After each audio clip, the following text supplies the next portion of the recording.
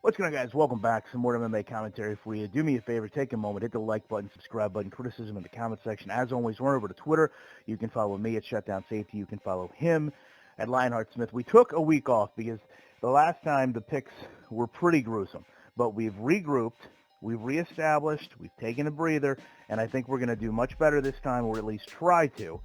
So this time we're looking at the main event card, UFC on Fox 19, Teixeira versus Evans. It's in Tampa. Shocker, it's on Fox.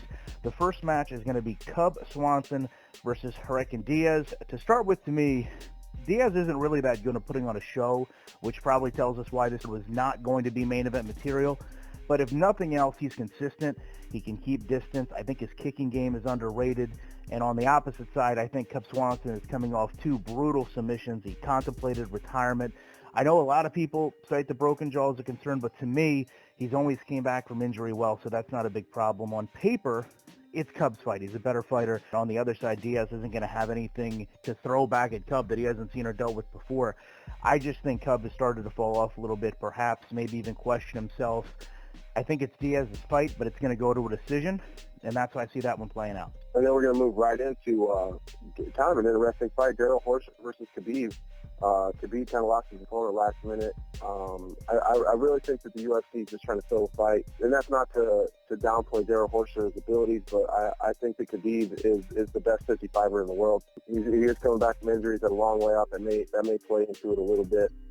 I do see Khabib, being safe and taking down Darrell and finishing it probably pretty early in the first or second round. And then that leads us right into Thug Rose versus Keisha Torres. I think that, this is a rematch. I think that it's a really exciting fight. I think Rose is on a tear right now. She, her grappling has really come along.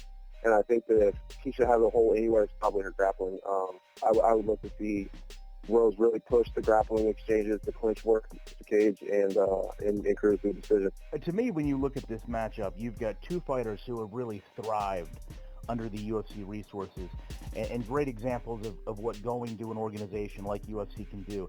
I think it's going to be a fun fight, like you said, to go back and at least compare to the Invicta matchup, which was only a handful of years ago. But to me, Rose seems to take fights very seriously. She tends to grind them out. They've got some common opponents here, and that speaks a lot to me about how this fight is going to go. Both girls showed us, Paige Van Zandt isn't even a true contender, but Rose finished that brutal fight with a submission. Tisha had to take it to the judges. You look at Angela Hill, who Torres dominated but still needed the judges to get the win. Rose doesn't even let that one get out of the first round.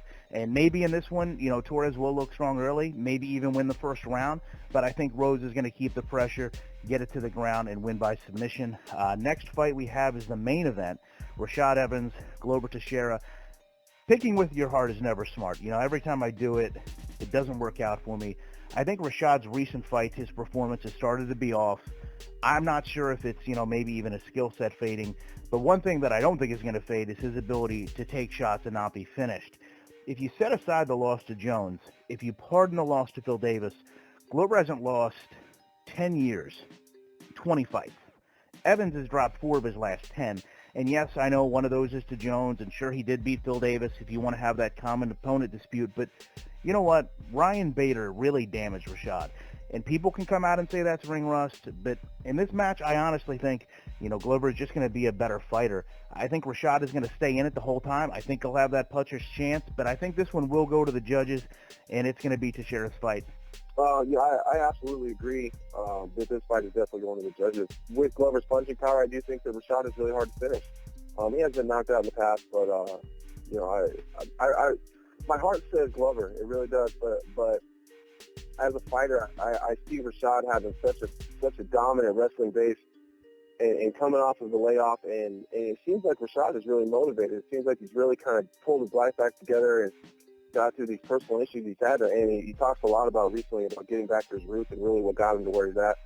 And that's his wrestling and his ability to take down anyone. So I really see Rashad playing it safe and outpointing Glover to in a decision. I think that Glover's had a problem with some solid wrestlers too. That's their only game plan.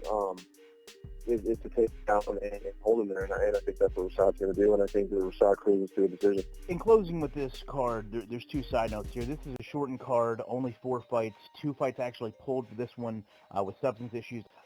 Given the recent issues, is it time that we start seeing a UFC punishment that's more harsh than the anti-doping suspensions to keep not only the integrity of these cards together, but also send a clear message that this has to stop?